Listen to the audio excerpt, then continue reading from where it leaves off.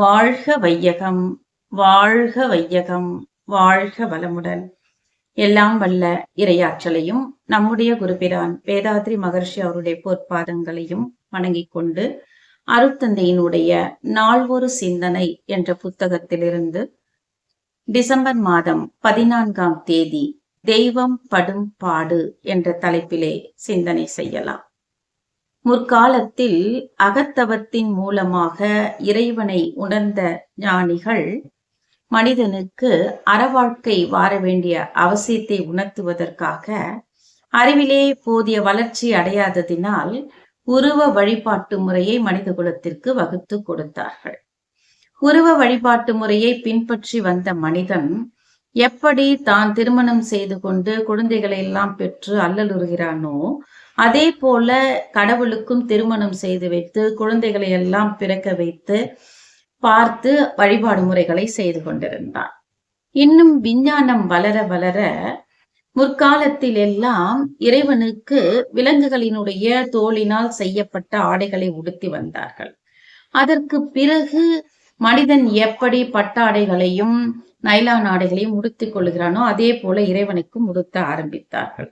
இன்னும் காலம் செல்ல செல்ல தங்கம், வைரம், வைடூரியம், மாணிக்கம் இது போன்ற நகைகளை எல்லாம் உடுத்தி மனிதனைப் போலவே இறைவனுக்கு உடுத்தி அழகு செய்து பார்த்தார்கள்.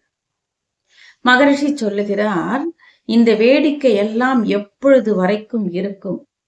இறைவனே தானாகவும் இருக்கிறான் என்று மனிதன் உணரும் வரைக்கும் இந்த வேடிக்கை எல்லாம் நடந்து கொண்டிருக்கும் என்கிறார் மகரிஷி.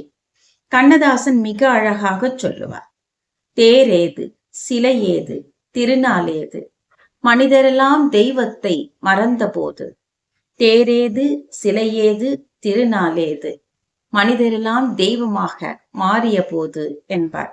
அதாவது மனிதன் தெய்வத்தை மறந்து எந்த வழிபாடு முறைகள் செய்தாலும் பயனில்லை.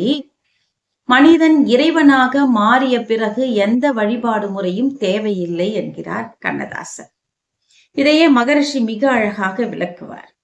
கடவுள்தான் அனைத்தையுமே படைத்தான் என்றேன், கண்காது மூக்கு வைத்து கதைகள் சொன்னேன், கடவுளென்று கச்சிலையை கதவடைத்து பூட்டியும் வைத்தேன், பின்னந்த கடவுளுக்கு பசி தீர்க்க பால் நெய் தேங்காய் கனிவகைகள் கச்சிலை முன் படைத்தேன், கடவுள் நிலை கண்டபோது என் செய்கையெல்லாம் கண்டு கொண்டேன் சிறுவில்லை விளையாட்டாக என்கிறார். கடவுள் தான் எல்லாத்தையும் படைச்சான்னு சொல்றோம். ஆனா அந்த கடவுளுக்கு கடவுள் படைச்ச பால், நெய், தேங்காய், கனி வகைகளை எல்லாம் கடவுளுக்கு கொண்டு போய் படைக்கிறோம்.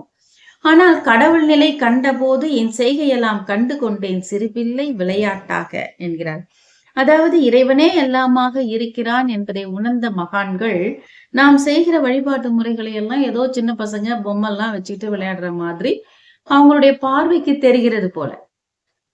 மகரிஷி இன்னொரு கவியில் மிக அழகாக சொல்லுவார், எல்லாம் தெய்வம், எதை பார்த்தாலும் தெய்வமாகத்தான் அவர்களுக்கு உணர முடியும்.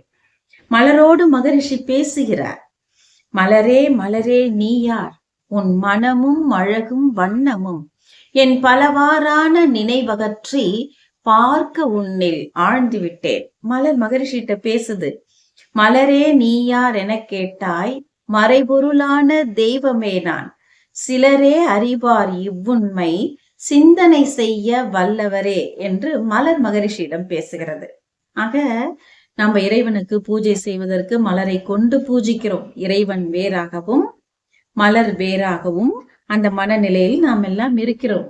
ஆனால் மகான்கள் எல்லாம் எப்படி இந்த பிரபஞ்சத்தையே இறைவனின் உடலாக பார்க்கிறார்கள்.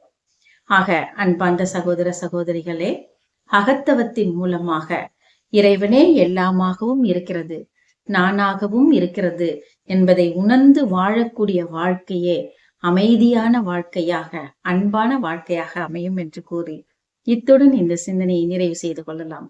வாழ்க வளமுடன்.